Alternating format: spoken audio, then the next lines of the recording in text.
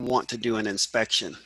Well, we're kind of the same thing, but we work by request. We also do not issue fines or penalties or citations. The only agreement that we ask is that employers repair or fix any serious hazard exposure that we come across.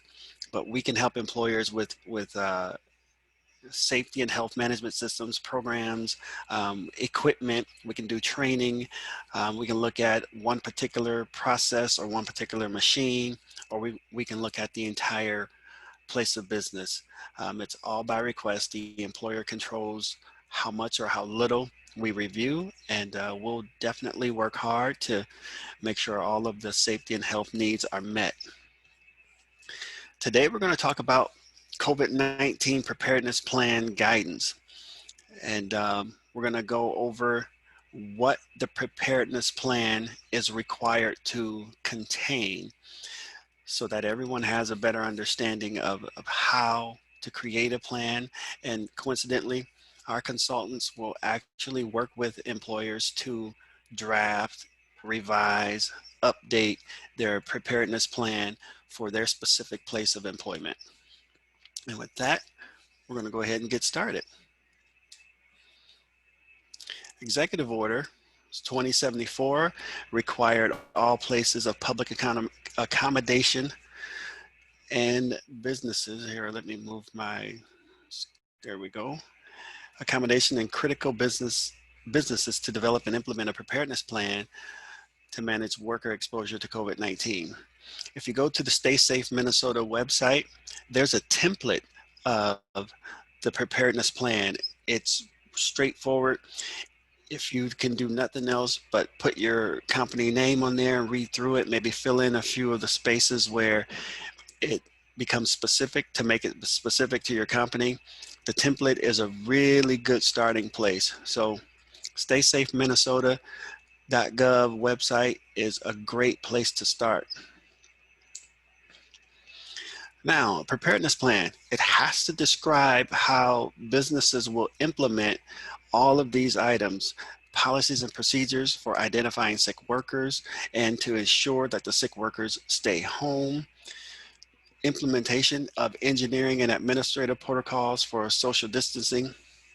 That's basically management decisions or equipment installation to ensure that employees maintain their distance.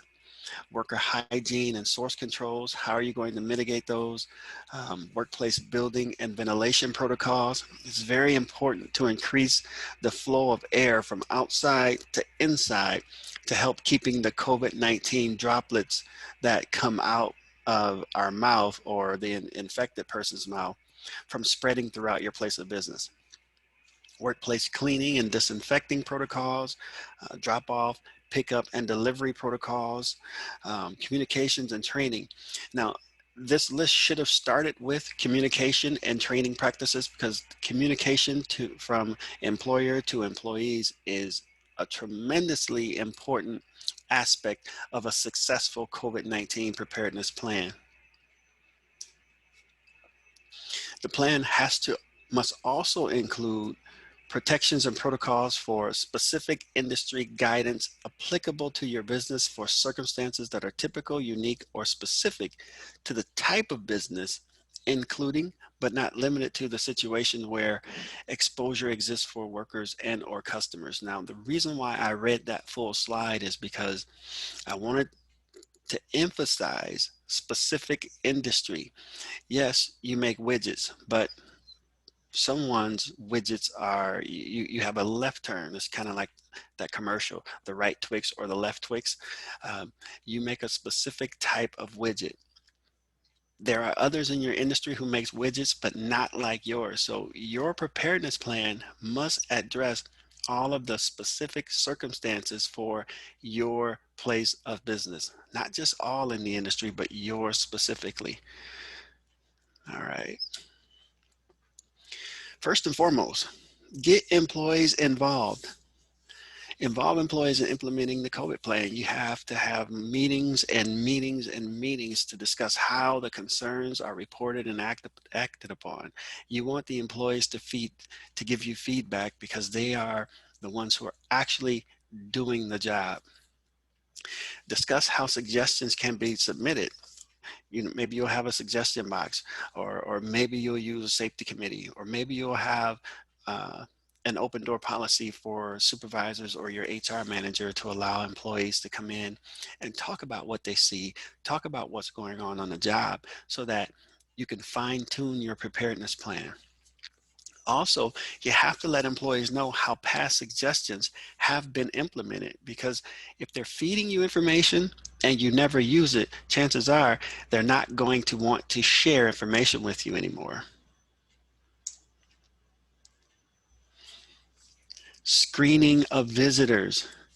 Every visitor should be screened in advance.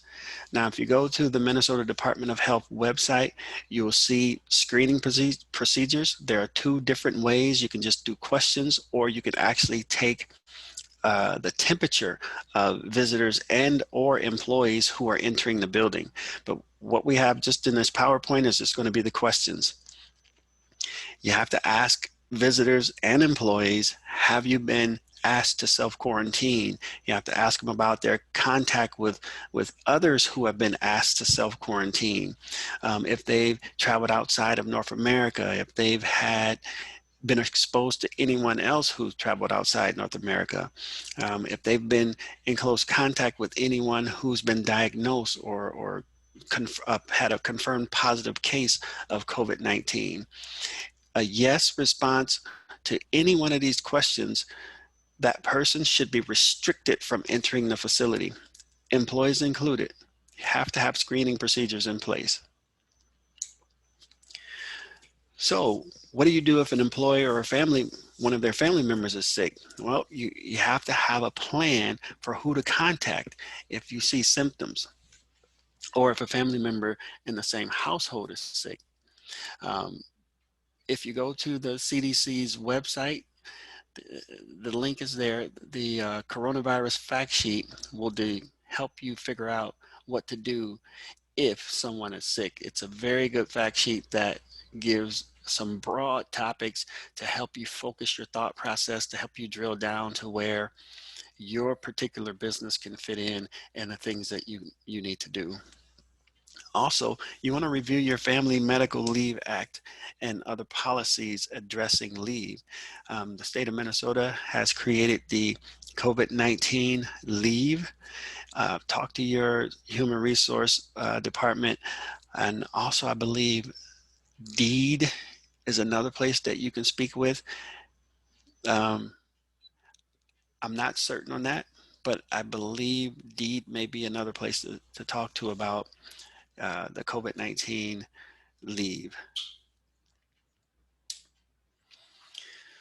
So the plan addresses what to do when employees become sick at work. So if there's one or two employees who start to develop symptoms of COVID-19, you have to have a room or an area where you can separate them from the rest of the employees, isolate them alone, have a plan to get them from work to a healthcare facility, safely transporting them. Implement enhanced cleaning of the work areas. So regardless of the number of employees who begin to show symptoms of COVID-19, we have to make sure that those areas where those employees was working is effectively cleaned. And we'll talk more about enhanced cleaning procedures later on. Have procedures for testing employees who had close contact. This is where you begin to work with the Minnesota Department of Health. You let them know, say we have an employee who is a confirmed positive case, and then they'll direct you in terms of identifying other employees who had close contact with them. Next slide. Hygiene. You have to make sure there is adequate hand washing going on in the workplace. So when employees enter the building, Every time employees blow their nose or sneeze, before they touch their hand to their face, before and after eating, just the rule of thumb is wash your hands so much that you'll need to carry a small bottle of moisturizer or lotion in your pocket. Wash your hands, wash your hands, wash your hands. That is the biggest way to help mitigate the spread of COVID-19 in the workplace. Also, avoid using other employees' equipment, whether it's a phone, a desk, offices, or other work tools and equipment. And if you work in a job or you have jobs where tools must be shared, clean and disinfect them before they're used, after they're used, before the start of the work shift, at the end of the start of the work shift. Frequently clean those tools and equipment. The plan must also contain a section describing respiratory etiquette. Employees have to cover their cough and they have to cover their sneeze.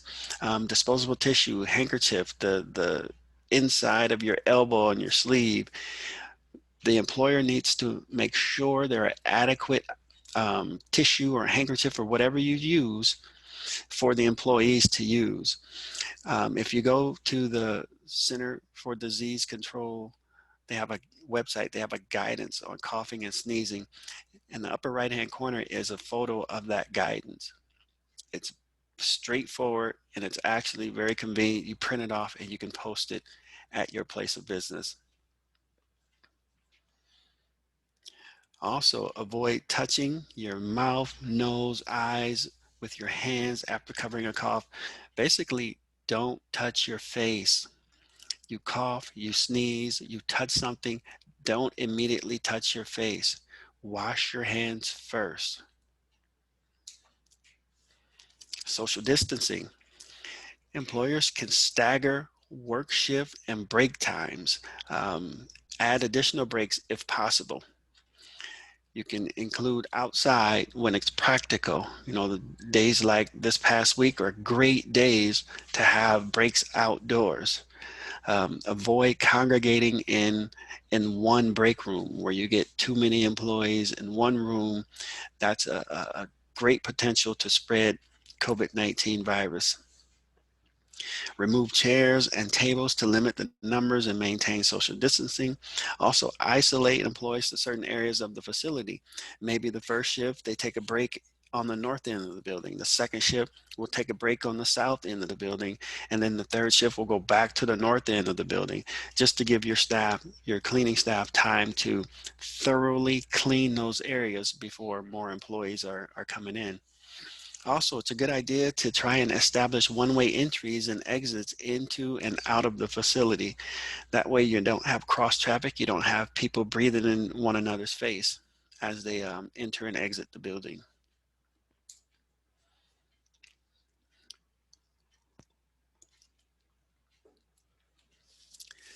More for social distancing.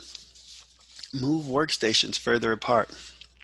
This may not always be practical depending upon the setup or the type of business that you have, but part of the administrative controls is to have staffing um, integrated so that they're not working with one another or right next to one another.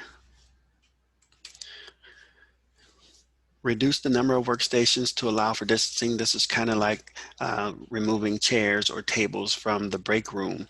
You got to keep the space there. Make provisions to prevent close contact. You can either add barriers or make floor markings, or you can designate an employee to monitor physical distance. That's just their job the whole day. They stay away from others and they watch to make sure others stay away from themselves. Also, pre-arrange the pickup and delivery of packages and materials. This is very important, and we're going to get more into this here in a few more slides. Designate a location that ensures one at a time access. Establish drop-off and pickup areas outside of the facility. Consider portable restrooms for customers or delivery drivers. You don't want more traffic into the building, even if it's going to the restroom. So implementing some portable restrooms is a good idea for some employers. Meetings, like we're doing today, it's virtual. Schedule virtual meetings whenever possible. Avoid non-critical business travel. If you have to have an in-person meeting, if it's critical to business operations, limit that meeting to 10 or fewer attendees if possible, at least 6 feet apart when they're in the meeting room, the meeting location. Send a summary of COVID safeguards prior to the meeting so everyone's thinking about how to keep each other safe. Wearing masks, social distancing, washing hands. You're going to provide a verbal reminder at the start of the meeting. Say, hey, we're going to do this. We're going to operate in this way to maintain social distancing, to make sure we all stay healthy.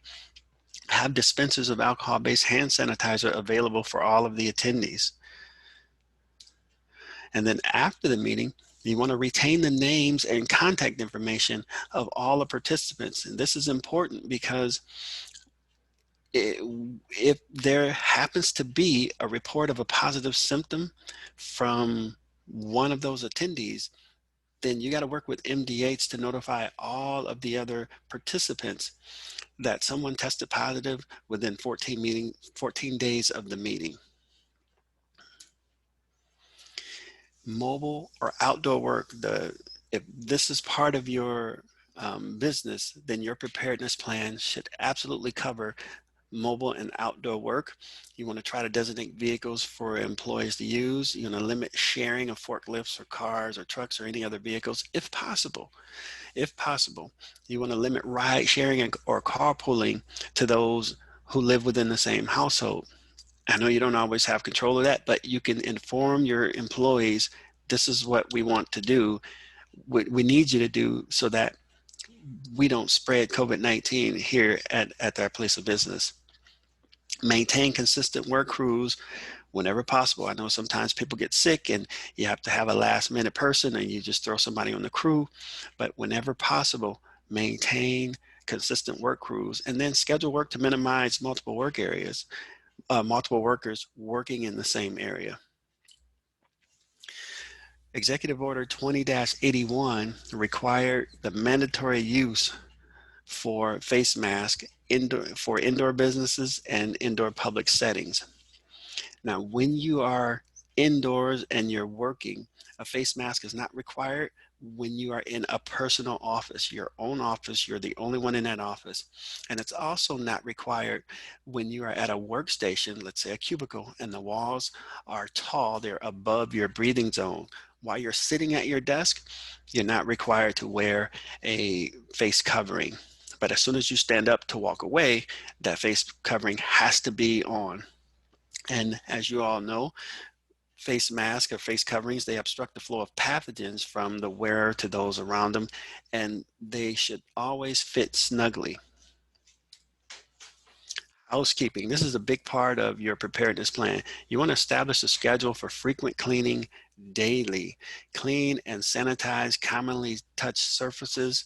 And here's an example of some of those surfaces: control panels, shared tools, equipment, break rooms, locker rooms, restrooms, vending and ATM machines.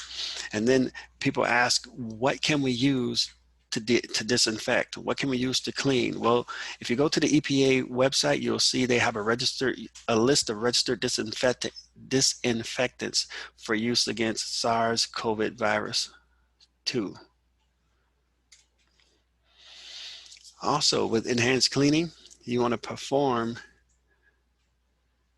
enhanced cleaning after an infected person has been confirmed to have COVID-19 in the facility. Close off areas visited by the ill person, increase ventilation to those areas. You want outside air, you want fresh air. You can use fans to increase ventilation, but that enhanced cleaning, that has to be very detailed, very specific to everything in the area that the confirmed positive person was working. Maintaining a healthy work environment. A lot of people are not aware that the coronavirus lives for different lengths of time on different surfaces. So make sure your plan addresses the types of surfaces, your plan for cleaning, address the types of surfaces that are within your facility. As you can see, it stays in the air for up to 3 hours, on copper for up to 4, cardboard for 24 hours, plastic, steel, 2 to 3 days. This is also important when you're receiving materials or supplies from a delivery. Well, if you're getting cardboard boxes and you're trying to take that box into the facility, rip it open to put items on the shelf, well, coronavirus can live on that cardboard box. So you have to come up with a way of disinfecting the box before you infect your employees and consequently the customers of your business.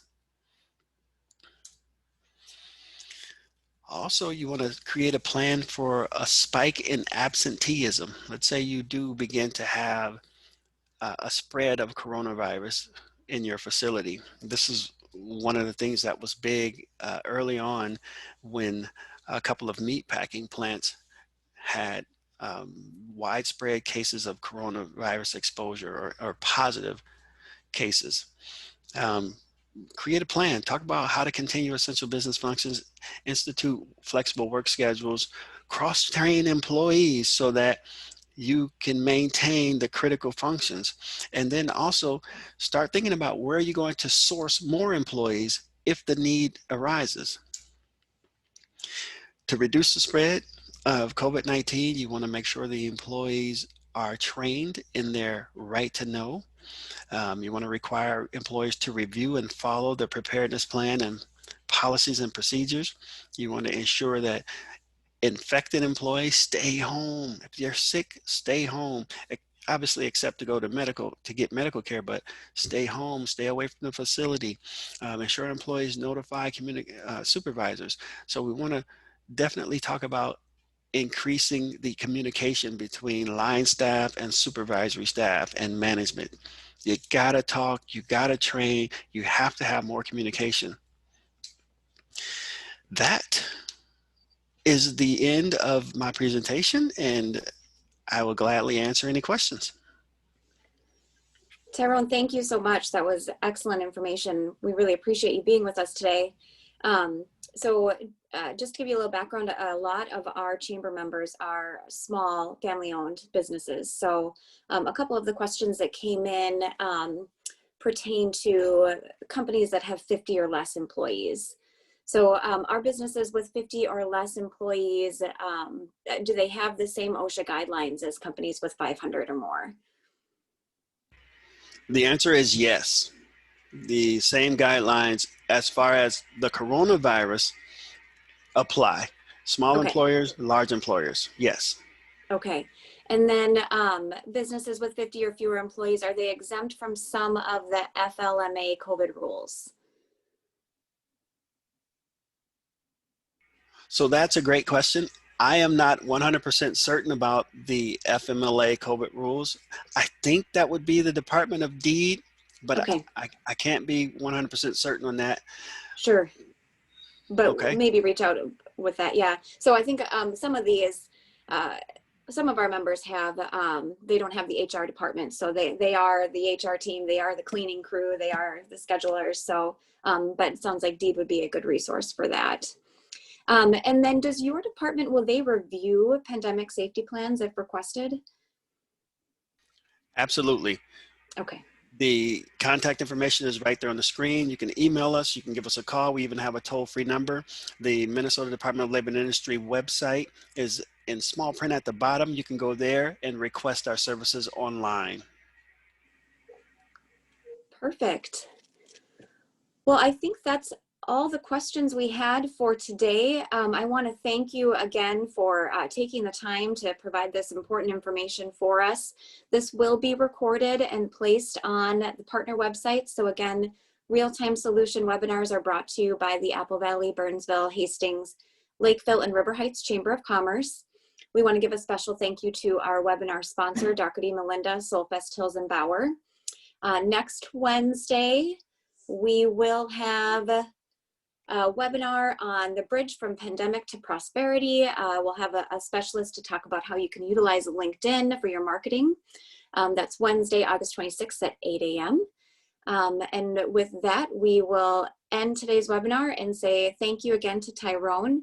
And if you or your business could use his services, please reach out. It looks like the email address and phone number is right there on the screen. Thanks again, Tyrone. Take care.